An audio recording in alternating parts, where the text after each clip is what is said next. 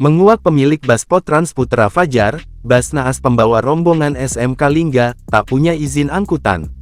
Kecelakaan tragis bus Potrans Putra Fajar bawa rombongan siswa SMK Lingga Kencana di tanjakan kawasan Ciater Subang menelan 11 korban meninggal dunia. Adapun kini bus Potrans Putra Fajar jadi sorotan lantaran terkuak fakta mengenai uji kir kendaraan yang telah habis. Tak hayal publik bertanya-tanya mengenai siapa bos dari Potrans Putra Fajar pemilik bus tersebut.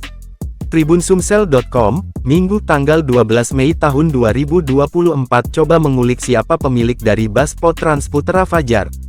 Dari penelusuran didapatkan, terkuak jika bus Potrans Putra Fajar diduga sudah bergonta-ganti. Namun berdasarkan Blue, bus ini milik PT Jaya Guna HG. Mengutip Tribun News, bus merek Hino AK buatan tahun 2006 bermesin depan tersebut awalnya dioperasikan oleh sebuah perusahaan otobus ternama di trayek Sumatera. Mesinnya tipe Hino AK1J non-turbo, sistem pengereman sudah full air namun untuk rem tangan masih manual. Dari pot tersebut, bus tersebut kemudian dijual ke sebuah perusahaan otobus di Pulau Jawa.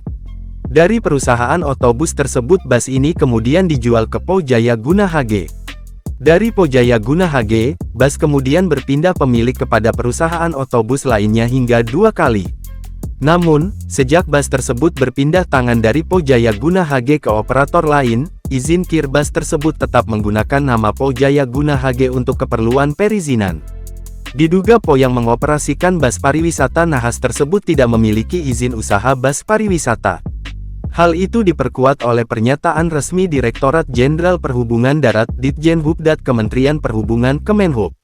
Mereka menyatakan, status uji kir bus pariwisata Potrans Putra Fajar berplat nomor Wonogiri AD 7524 OG yang mengalami kecelakaan maut di Subang, Jawa Barat, sudah kadaluarsa sejak Desember tahun 2023. Selain itu, bus maut Potrans Putra Fajar saat mengalami kecelakaan di Subang juga tidak memiliki izin angkutan.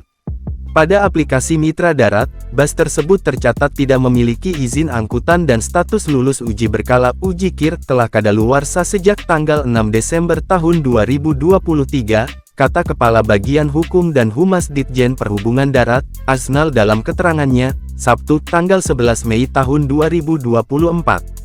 Selain berganti pemilik hingga beberapa kali, bus nahas Fahar Putra Trans tersebut juga mengalami perombakan model di bengkel karoseri.